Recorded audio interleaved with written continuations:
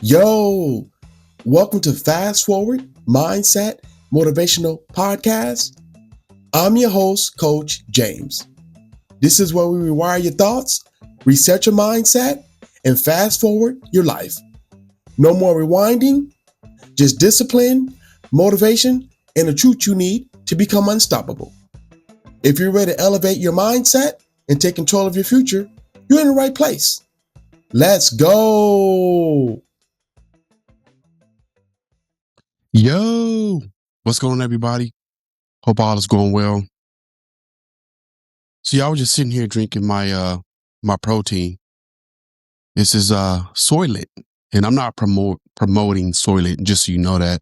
However, it is a pretty good protein. It's plant-based, and I fall in love with the product, and so just want to share that with y'all that a brother is on his protein today. And if you're not on your protein, I don't know what to say about you. Anyways, y'all, if you have not hit the follow button, make sure you do that. When you hit the follow button, you never miss a moment to rewire the way you think. So y'all had a good friend post a message on Facebook. And his message was really funny. And this guy posts a lot of funny messages. And his whole mantra is, "Where's my lighter?" And his name is Chris Gray. You might know him. But if you don't know him and you want to check out his material, go to his Facebook, check it out. But anyway, so y'all, he posts some really funny stuff. And the other day he had posted something to the effect that said that I'm willing to feel stupid, but I'm not willing to look stupid. And I kind of had to let my thoughts catch up with my mind on what he was trying to say. And it clicked. And so it was kind of funny once I realized, like, ha ha. And so I compared that scenario to when I first found out who I thought was my dad wasn't my biological dad. At 21, y'all, I found out who I thought was my dad was not my real dad.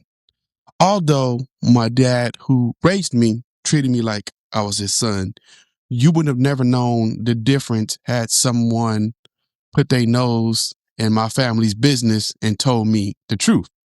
And when I say that, that's really what happened. Somebody put their nose in my family business and they decided to divulge a secret to me that should have never been divulged by that person. But that's kind of how secrets work, right? It's not the people who tell you the secrets who's holding the secret. It's usually someone else that tells you about the secret.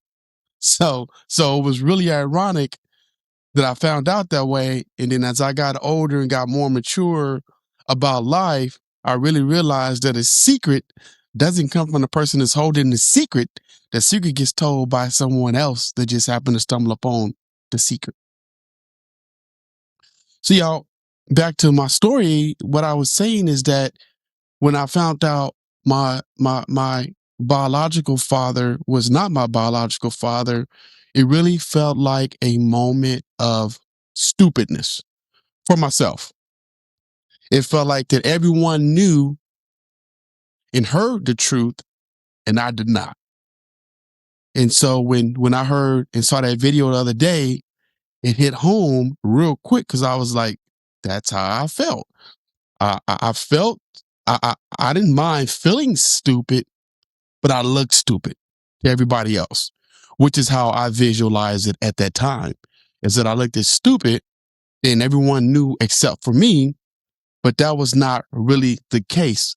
No one really knew the secret except for the people who were holding the secret. And so at that time, I didn't really think of it like that.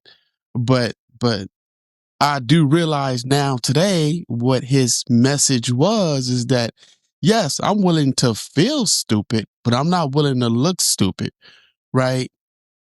And let's talk about that a little bit more deeper, y'all, because sometimes we can feel stupid and we're not really stupid, right? We just feel stupid because of whatever scenario, or however our emotions is driving us that day. Whatever we've done that make us feel stupid, it doesn't always mean that because you feel stupid, everyone else can see your stupidness, right? In some cases they can, right? In some cases people can't see your stupidness, right? Now that's not a secret. Not that type of stupidness, because if you're acting stupid and you being stupid and you saying stupid stuff, people can see that all day long. You can't hide stupidness. Not like that. But I was willing to look stupid, to feel stupid, but the look stupid part was the part that was unsettling for me. Because again, y'all, I felt like everyone knew about the secret except for me. And when you feel like everyone knows and you look like the class clown, which I didn't mind being in elementary, junior high, or high school, I was always the class clown. So I don't know what made this scenario any different for myself this time. But however, I felt like the class clown and I felt like everybody was laughing at me and there was a motive to make me feel less than. But that wasn't the case. Like I said, I was willing to look stupid, willing to feel stupid, but I didn't want to look stupid. And that was my whole thing. See, I'm going somewhere with this. If you are willing to feel stupid and not look stupid, then you really have to do things that not make you look stupid. Pretty simple, right? Don't do things, don't react, don't say things that make you look stupid. But a lot of us are good at that. And so coincidentally, I feel like a lot of us don't even care if we do look stupid. We rather look stupid than feel stupid. And I think it should be the other way around, because at least if you feel stupid, you can fix that feeling. That's an emotional, it's an internal emotion. It's how you feel about yourself, not no one else. But when you start to allow your stupid feeling on the inside to come undressed and people see your stupidness from your reaction, from your words, or however you see it, then you're really looking stupid at that point. So back to Chris's message. I'm willing to feel stupid, but I'm not willing to look stupid. And his whole thing was he said about love. He said that for love, I'm willing to feel stupid, but I'm not willing to look stupid. And so he's basically has a message out there that's loud and clear about stupidness. And your level of allowing yourself to look or feel stupid really falls back on you, right? Sometimes we say people put us in a bad predicament and they made us look a particular way. I gather that. But at the same time, no one can make you look stupid unless you do something to make yourself look stupid. And when it comes to love, sometimes we react in a way because of love that makes us look stupid. Not feel stupid, look stupid. But it starts with the eternal emotion first, right? It starts with the emotion. You feel stupid and then you react in a stupid way, right? And y'all, not just so y'all know, to clear the air, I'm not being critical. Y'all would never call anyone who listens to my show or anyone stupid. Okay. Let me just say that first of all. But however, let me preface that by saying that sometimes we do things that does make us look stupid. I've done it. You've done it. She's done it. He's done it. We've all done it. But there's a way for you to change bad behavior, because that's what it is. That's what stupidity is. It's bad behavior, y'all. And we've got to work on that and really hone in on that if we don't want to look and just feel stupid on the inside. So, y'all, how I reacted in that situation is that I didn't yell at nobody. I wasn't mad at nobody. There wasn't this forever grudge or vendetta. I got to make you feel less than me. I didn't walk around with that. It was never about me trying to make someone hurt like I was hurt. Because yeah, when I found out, it hurted me. It broke me down to my knees for years. in years and years. But I was not willing to make someone else feel the way I felt in that moment. And that's why I say, y'all, I didn't have any urges to make someone else feel the way I felt. However, the urge that I did have was to allow myself to feel stupid myself because I thought I looked as stupid. I also felt stupid on the inside. And so I thought, like I said earlier, everyone knew, everyone was making fun of me. Everybody knew there was this ongoing secret that I didn't know about. And that just wasn't the case. And as I got older, I got more mature. I was at some point in my life able to live with this scenario of what took place and able to think about it from a higher level, right? And when you think about things from a higher level, when you rewire the way you think, you no longer have that stagnant, that fixed mindset. You start to really think, how can I grow from this? What was my lesson that I learned from this? And where do I take this and how does it impact my life and those around me?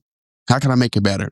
And so that's the attitude that I had after I was able to maturely understand everything. And so, y'all, it made me really aware how precious a lie can be. So because of that, I don't go around harboring lies. I don't go around hurting people's feelings. I don't go around taking advantage of what people think of me and not of me, right? I go around loving people, giving back in the world positivity, giving back love in the world, and being charismatic to people.